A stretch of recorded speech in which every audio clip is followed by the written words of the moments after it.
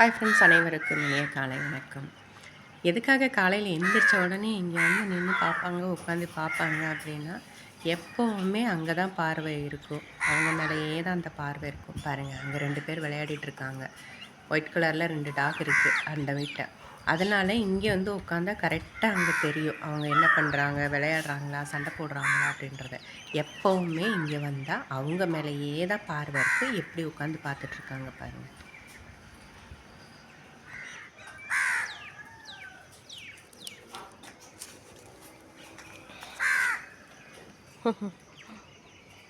விளையாடுறானுங்களா அவனுங்க?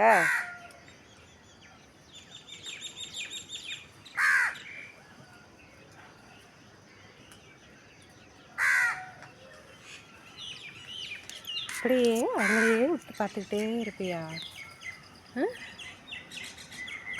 பாப்பா கிட்டே